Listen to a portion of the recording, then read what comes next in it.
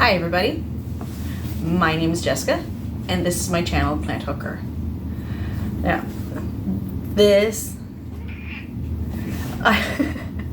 I was requested to have my cat seen more in the video. Hi Aunt Darlene. So I got a bag of catnip here to maybe attract them more, and so far it's only working on Ziva. Meow. I don't know if anybody else is going to come, but we'll see, huh? So today's plant is this itty bitty guy. Look how pretty he is. Now, can anybody guess? Well, it's too late. It's in the title. This is my baby golden barrel cactus, or Cactus grosonii, or Croenlini grosonii cactus, or what's the other one? Mother-in-law's stool cactus. Well, kind of have an idea where that idea comes from. Now, he's only a baby, and when I first purchased him, they sold him to me as a spiny star cactus.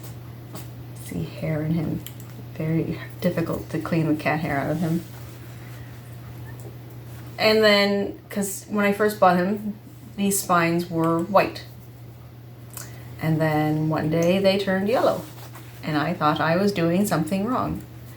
It turns out, no, I'm doing everything right. It just was misidentified. So this is a golden barrel cactus. They are endemic to East Central Mexico. I think the name of the area or the state, like the Mexican state that it is in, is called Hidalgo, which I thought was pretty cool when I first heard that because I like that movie a lot. Now, in the wild, these guys are, oh hi Gwen, are considered to be an endangered species. They're not necessarily in the cultivation, like they're pretty popular, but in the wild they are endangered. And of course, thanks to us, because everybody loves how the adults look. So if you Google golden barrel cactuses, you'll see how they look. And then you'll understand why, because they are found in many horticultural centers around the world. I think the biggest collection is in the UK, I think. They love to grow at like high altitudes on volcanic rock. And they were first described in 1891 by a German plantman by the name of Heinrich Hildemann. I don't think they're named after him by the way they sounded. I think they were named after a friend of his who was a collector of cactuses, I think.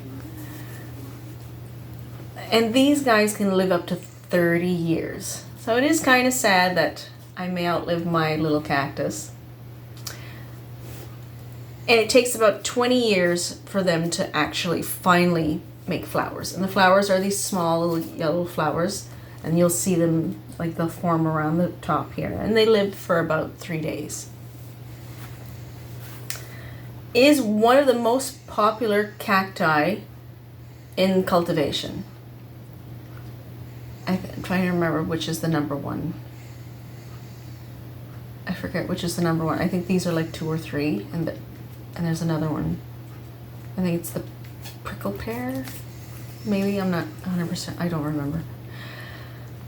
Now these guys, when you have them, they'll always lean southwest. So then the spines can protect them more against like the sun, because these guys can burn. Yeah. Now, I'll water mine every 3 weeks. They are a very low demand plant. They basically for a moisture meter level 1. Yeah, so. Now when it comes to fertilizer, I'll fertilize them every second watering. And I use the succulent and cacti liquid fertilizer. And again, the Schultz. I do enjoy that kind. They prefer dry air, so if you have a wood stove, they'll like it. Do not mist him. No. Does not like to be missed. He's accidentally been misted a couple of times where... Okay, don't eat the bag, Gwen. I think you can... I can get the camera to focus. Are you gonna focus? And then cover my face. Maybe... like around that spine there. See how it's a little bit bigger? Yeah. So, don't like to be misted. Don't clean him if doesn't need to be cleaned. I do clean him, but I use tweezers and I just like go through it and I pick all the cat hair off of him. He is easier to pick the hair out of, other than the bunny ears, and like him. And speaking of the bunny ears, like these guys here, you can tell, ow, that they are sharp and spiny. While the bunny ears looks inviting because they're like little, they look like little soft fur, but they're not. They're like these, what was the name? Glyphids. And when you touch them, they like literally jam into you, kind of like getting stung like a jellyfish, and you gotta pull them out. Well, my geriatric cat, who has Alzheimer's and doesn't know what she's doing half the time, instead of walking around it, thought it would be okay to walk over it. The yowl that came out of her, and then trying to pull those spines out of her belly, because she doesn't understand what's going on. So it made for an interesting day. And it took a while to clean him too. What are you guys doing? There, eat that. Stop eating the bag.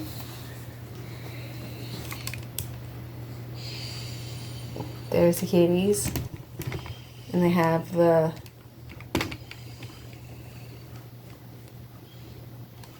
they have the catnip between them. Yeah. So yeah, to clean him you'll need like tweezers, but if you don't have cats or animals in your house, no worries. Full sun, has to be in a south facing window, doesn't like any other window, south only. Now when it comes to ideal temperatures for these guys, the best temperatures are between 10 and 30 degrees Celsius, and these guys are from a hardiness zone 9A and higher. So here in Cape Breton, where I'm a 5A, 5B, depending on what area you're looking at, he can only go outside between June and September. Any other day, or month I should say, he's freezing and he's dying. They don't like cold, or too cold. Now when it comes to soil, I'm not 100% sure on what type of soil he's in. Because when I look at it from underneath, it almost looks like the seed starting mix, which is one of the perfect soils for them. Another perfect soil for them is the cacti and succulent soil. So they do like that. And really they only need to be repotted every 2 years. But if the roots aren't coming on the bottom and you feel like you need to do that, you can do that. And just, hey, what are you guys doing? Don't fight. Behave. Be good.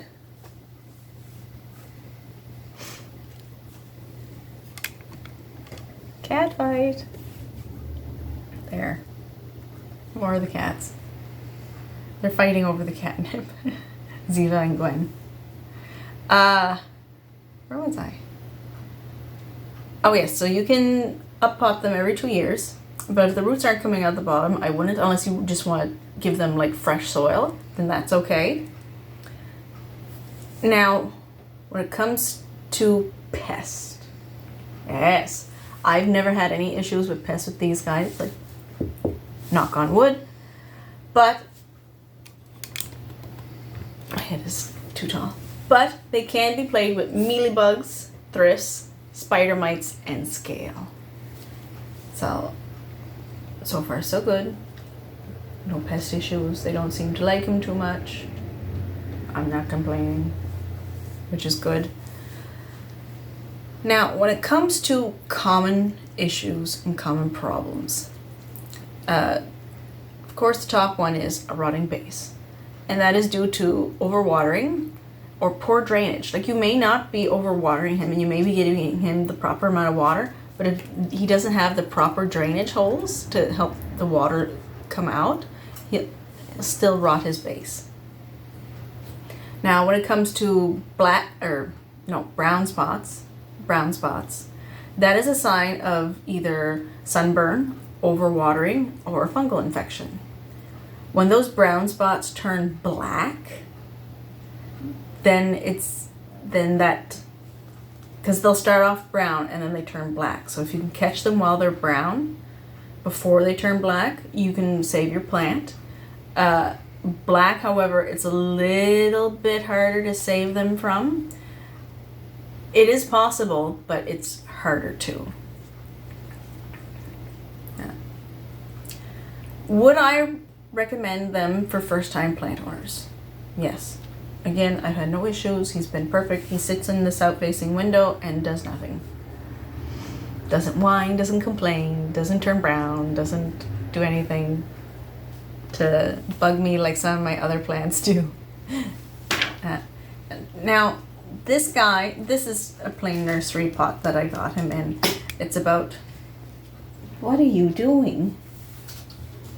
Maybe the catnip was a bad idea. Where was I? Oh yes, this is a 2-inch pot, and he's been in this ever since I got him. I purchased him, when now?